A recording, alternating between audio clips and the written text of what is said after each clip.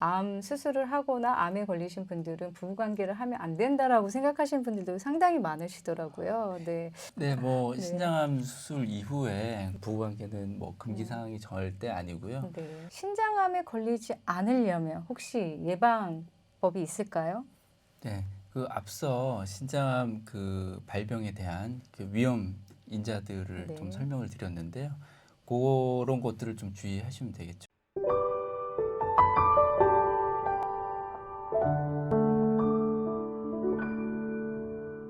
신장암 수술 후 관리를 얘기를 하고 있는데요. 여기 지금 항목에 보면 부부관계에 대한 이야기가 있는데요.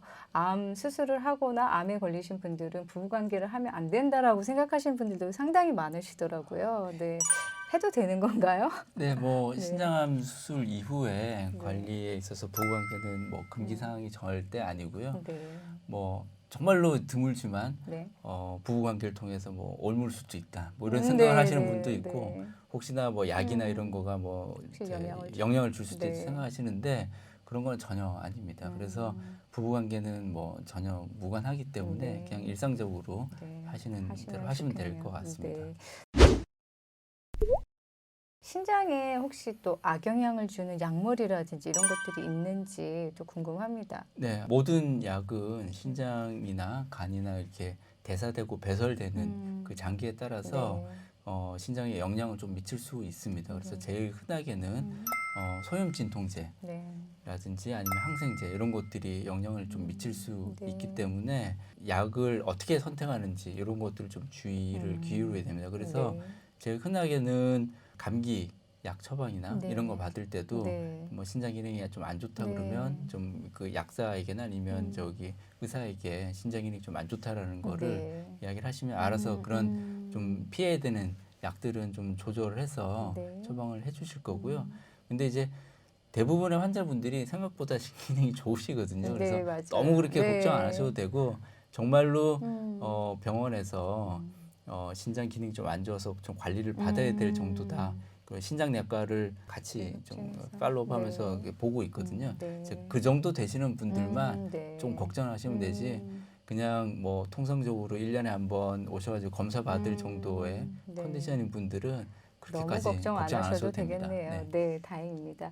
어쨌든 대체의학이라든지 뭐 영양 건강식품 이런 것들은 주치의하고 상의를 해서 예, 복용하시는 것이 좋을 것 같습니다. 수술하신 많은 분들이 추적 관찰을 이제 정기적으로 받으실 텐데요. 사실 신장암 외에 나머지 건강 검진들은 어떻게 진행하면 좋을지, 신장암 추적 검사하면서 그게 다 같이 한꺼번에 되는 건지 아니면 또 따로 받아야 되는지 이런 부분에 대해서 좀 설명 부탁드리겠습니다. 주기적인 경과 관찰할 때 네. 기본적인 신장 기능이나 아니면 일반적인 그 피 검사, 그다음에 재발하는지를 보는 이제 영상 검사 이런 것들은 하지만 건강 검진에 들어있는 모든 항목을 다 하는 건 아니거든요. 네. 이게 뭐 건강 검진에는 뭐 심장이 괜찮은지 보기도 하고 뇌혈관이 괜찮은지 보기도 하고 네. 다양한 거를 보고 있기 때문에 네. 이제 건강 검진은 건강 검진대로 음. 받으시는 게 좋고 특히 이제 위 내시경이나 대장 네. 내시경 이런 것들은 이제 일반적인 CT나 복부 영상에서 관찰이 안 되는 네. 경우가 많기 네. 때문에 그 내시경이라는 걸 내시경. 하는 거거든요. 네. 근데 이제 우리가 복부 CT를 찍어도 발견이 안 되는 부분이기 때문에 내시경 검사나 이런 것들은 또 별도로 추가로 더. 추가로 건강 검진을 네. 꼭 하시는 게 좋습니다. 네. 지금까지 신장암에 걸린 환자분들에 대한 이야기를 나눴는데요. 신장암에 걸리지 않으려면 혹시 예방법이 있을까요? 네, 그 앞서 신장암 그 발병에 대한 그 위험 인자들을 좀 네. 설명을 드렸는데요. 그런 것들을 좀 주의하시면 되겠죠. 그래서 일반적인 건강 상식선에서 네. 당연히 이제 금연 하시는 것도 금연. 굉장히 네. 중요하고요. 그 다음에 좀 체중 조절해서 좀 비만하지 않게 체중 조절하는 것도 중요하고 특정 화학 약품이나 뭐 카드뮴 같은 이제 그런 걸 다루는 분들은 그런데 좀 노출이 덜 되게 좀 노력을 좀 하시는 게 도움이 될 것 같고요.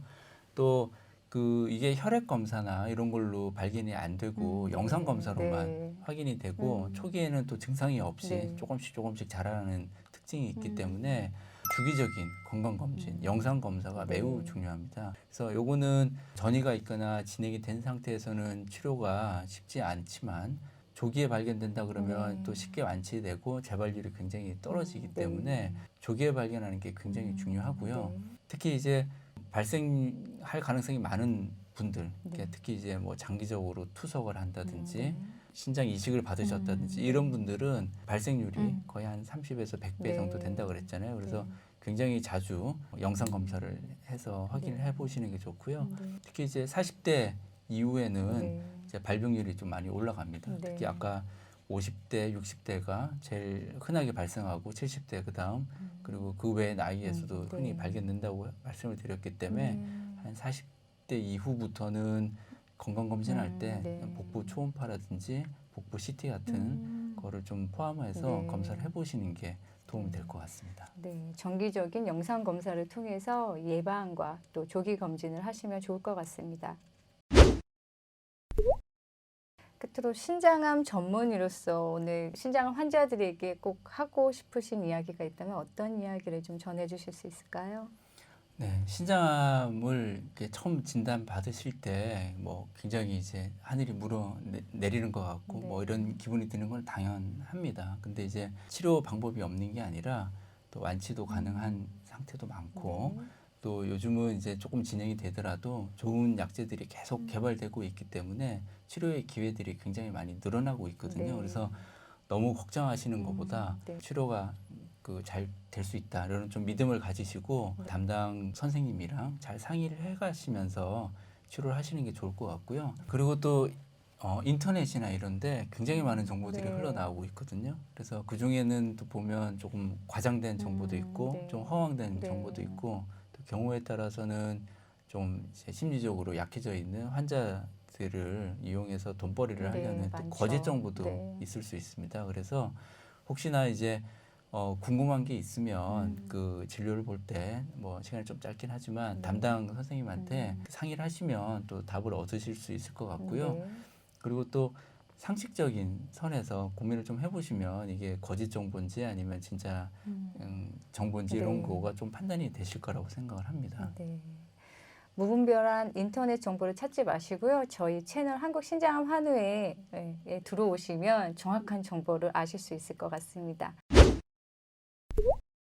긴 시간 서울대 정창욱 교수님과 함께 신장암에 대해서 이야기 나눠봤는데요. 교수님하고 얘기를 나눠보니까 코비드가 얼른 사라져서 얼른 환자와 가족분들 모시고 대면 세미나로 다시 한번 뵙고 싶다는 생각이 듭니다.